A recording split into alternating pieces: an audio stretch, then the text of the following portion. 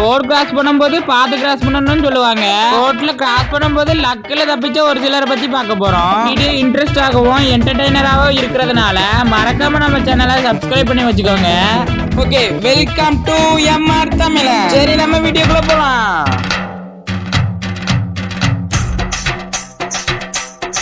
இங்க ஒருத்தர் பைக்கை வேகமா ஓட்டிட்டு போயிட்டு இருந்திருக்காரு. அளவேணுமா கரெக்டா தான் வண்டி ஓட்டிட்டு இருக்காரு. ரோட் கிராஸ் பண்ண இந்த மொட்டை பையன் மட்டும் நிக்கலன்னா நம்ம இப்ப பரலோகம் போயிருப்பாரு.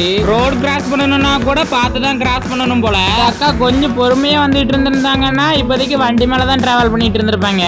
இந்த அக்காக்கு நல்ல நேரத்துல வேலை செஞ்சிருக்கு.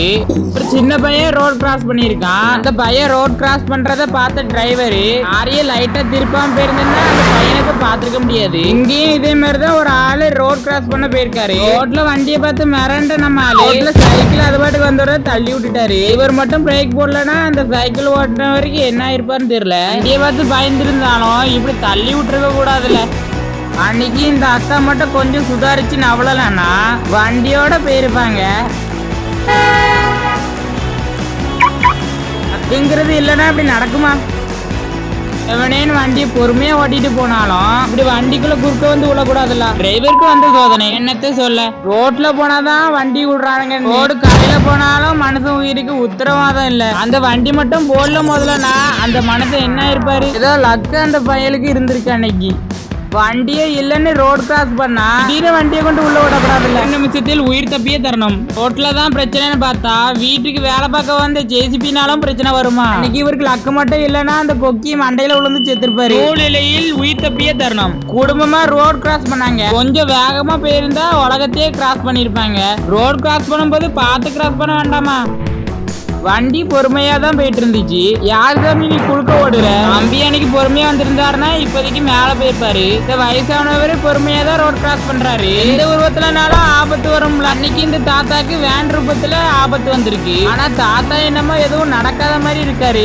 அனுபவம் பேசுது போல. வண்டியை என்னமோ நம்ம கரெக்டா ஓட்டிட்டு போயிட்டு இருந்தாலும் ஆபத்துங்கிறது எந்த நேரத்துல வரும்னு சொல்ல முடியாதுல்ல. நாம தான் வண்டியை திருப்பி வேற ரூட்ல ஓடி போயிட்டு இருக்கணும்.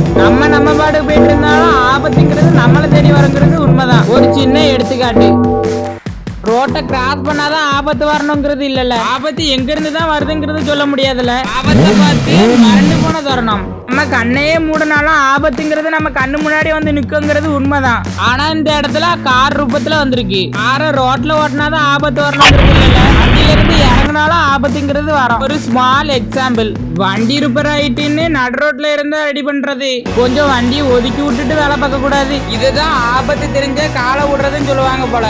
எதுக்கு வர்றது ட்ரெயினாவே இருந்தாலும் நான் வண்டி ஓட்டுறதை விட மாட்டேன் அப்படிங்கிற மாதிரி தான் இருக்கு இந்த வீடியோ. கண்டிப்பா இந்த வீடியோ உங்க எல்லாருக்கும் பிடிச்சிருக்குங்கிறத நம்புறேன். இந்த மாதிரி வீடியோ எடுத்து போடலாமாங்கிறத கமெண்ட் பண்ணுங்க. சரி, நான் வரட்டா.